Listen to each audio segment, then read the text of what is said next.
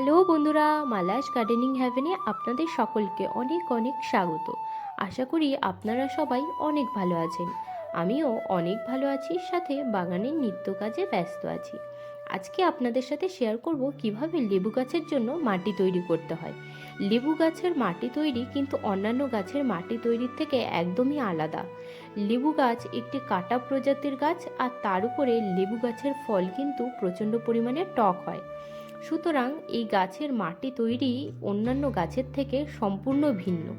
তো আজকের এই ভিডিওটাতে আমি আপনাদের সাথে শেয়ার করব কিভাবে খুব সহজে বাড়িতেই লেবু গাছের মাটি আপনারা তৈরি করবেন, যাতে গাছের গ্রোথও ভালো হবে, সাথে গাছে ফলও দেবে প্রচুর পরিমাণে। তার সাথে ফলের গাছ লাগাবার পরে আপনারা দেখতে পারবেন যে 6-7 মাস গাছে কোনো গ্রোথ হলো না, তারপরে হঠাৎ করে একদিন গাছটা মরে গেল। এই যে সমস্যা ফলের গাছে দেখা দেয়, সেটা কেন হয় সেটাও আজকের ভিডিওতে আপনারা জানতে পারবেন। তো স্কিপ না করে সম্পূর্ণ ভিডিওটি দেখতে থাকুন।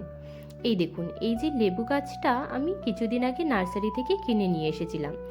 তো কেনার পরেই কিন্তু সাথে সাথে আমি লাগিয়ে দিইনি, প্রায় 5-6 দিন হয়ে গেল, গাছটা এখনও রিপোর্টিং করিনি। এবার একে আজকে রিপোর্টিং করব। আপনারাও যখন নার্সারি বা কোনো দোকান থেকে গাছ কিনে নিয়ে আসবেন, সাথে সাথেই কিন্তু গাছটিকে বসাবেন না। 2-3 দিন কি 4-5 দিন তাকে আপনার বাগানে রেখে বা ঘরে রেখে নর্মাল পরিবেশের সাথে খাপ খাইয়ে নিতে দিন। তারপরে গাছকে রিপোর্টিং করবার জন্য বার করে নেবেন। সাথে সাথেই রিপোর্টিং করলে গাছ কিন্তু ট্রমার মধ্যে চলে আসে, ও তাতে অনেক সময় গাছ কিন্তু মরেও যায়। আর এই যে কোনো নার্সারি থেকে গাছ কিনবার সময় কোন কোন কথাকে মাথায় রাখতে হয়, তার উপরে একটি ডিটেল ভিডিও আমার চ্যানেলে আমি অলরেডি আপলোড করে রেখেছি। যদি আপনারা না দেখে থাকেন তাহলে এক্ষুনি গিয়ে দেখে নিতে পারেন। আর আমি আমার সেই পয়েন্টগুলোকে মাথায় রেখেই অনেকগুলো গাছের মধ্যে এই লেবু গাছটাকে পছন্দ করে নিয়ে এসেছি।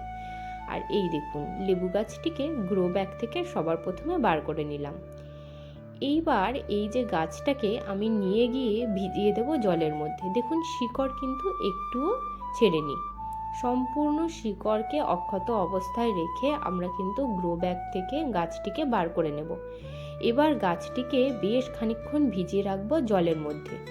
গাছটিকে জলে ভিজাতে দিয়ে এবার চলে যাব মাটি তৈরির কাজে।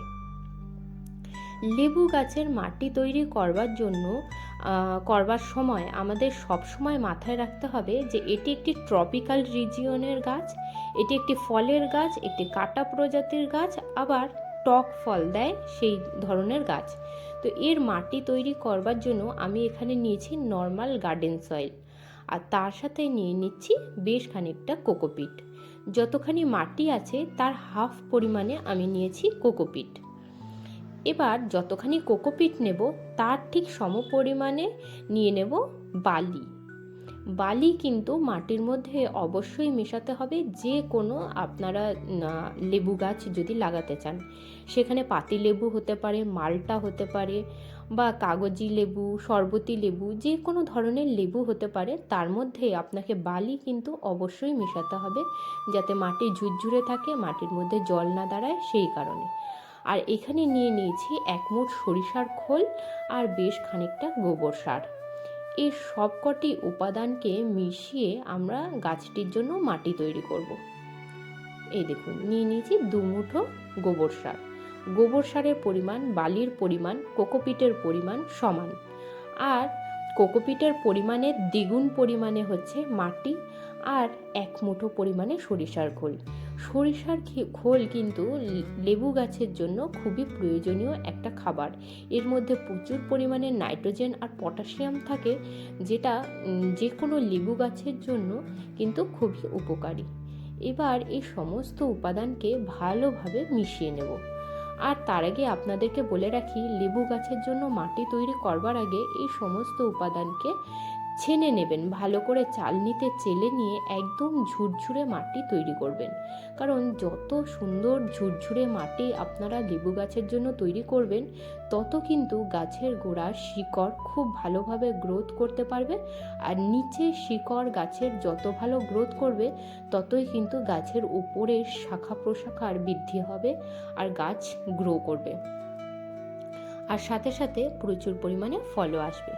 এবার আপনাদের সাথে আলোচনা করি যে কীভাবে কেন গাছ লাগাবার পরে বেশ কিছুদিন গ্রোথ হয় না আর তারপরে গাছ মরে যায়।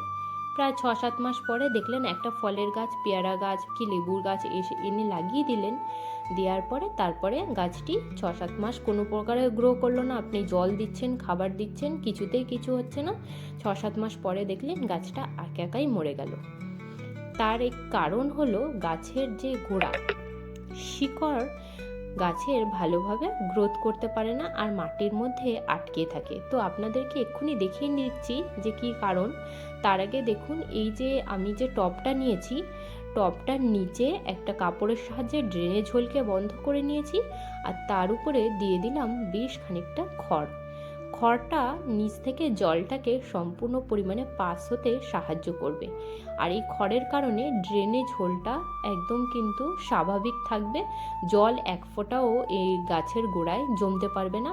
আর যে কোনো লেবু গাছের লাগাবার সময় কিন্তু ড্রেনেজ সুন্দরভাবে তৈরি হওয়া খুবই জরুরি একটা বিষয়। তো এবার দেখুন, এই যে আমি গাছটিকে ভিজিয়ে রেখেছিলাম তার থেকে এবার এইভাবে ঠুকে ঠুকে বেশ খানিকটা মাটিকে ঝরিয়ে নিয়ে শিকড়কে আলগা করে নেব। এই কারণেই আপনাদের গাছ 6-7 মাস থাকবার পরে গাছ মরে যায়, কারণ এই যে এঁটেল মাটির মধ্যে নার্সারিতে গাছ তৈরি করে। তো আপনারা যদি নিয়ে এসে নর্মালি একে গ্রো প্যাকেট থেকে ছিঁড়ে টবের মধ্যে বসিয়ে দেন, তো বসানোর পরে শিকড়গুলো কিন্তু ভালোভাবে গ্রোথ করতে পারে না, ওই মাটির মধ্যেই আটকিয়ে থেকে যায়। আর যেহেতু শিকড় গ্রোথ করতে পারে না, সেহেতু উপরে গাছ খাবার না পেয়ে, জল না পেয়ে মারা যায়। কারণ আমরা সবাই জানি শিকড়ের মাধ্যমেই গাছ খাবার গ্রহণ করে আর শিকড়ের মাধ্যমে থেকেই পুরোপুরি নিউট্রিশনটা গাছ পায়। তো আপনারা যখনই নার্সারি থেকে গাছ কিনে নিয়ে আসবেন, ফলের গাছ, একবার জলে ভিজিয়ে নিচের দিক থেকে শিকড়কে আলগা করে নেবেন, নিয়ে তারপরে আপনারা তাকে টবে বসাবেন। তাহলে দেখবেন যে আপনাদের গাছ কিন্তু আর মরবে না, সুন্দর গ্রোথ করবে। তো এবার দেখুন, গাছটিকে মাঝখানটাতে বসিয়ে দিয়ে উপর থেকে মাটি দিয়ে চাপা দিয়ে দেব। ভালোভাবে মাটি চাপা দিয়ে এবার আর কোনো কাজ নেই, গাছটিতে জল দিয়ে দেব। আর লেবুর গাছ কিন্তু রোদ্দুর খুবই পছন্দ করে। যত ভালো রোদ্দুর আপনি লেবুর গাছে দিতে পারবেন, ততই কিন্তু গাছের সুন্দর ফল হবে, ফুল ধরবে। এখন একটা লেবুর গাছকে যদি আপনারা ছাওয়া জায়গাতে রেখে দেন, তাহলে কিন্তু সেখান থেকে খুব বেশি ভালো ফল পাবেন না। আমার এই বাগানেই একটা গাছ রয়েছে, সেই গাছটি এতই বড় গাছ, আর যেহেতু কাটা প্রজাতির গাছ, তাকে আমাকে ছায়া জায়গাতেই রাখতে হয়েছে।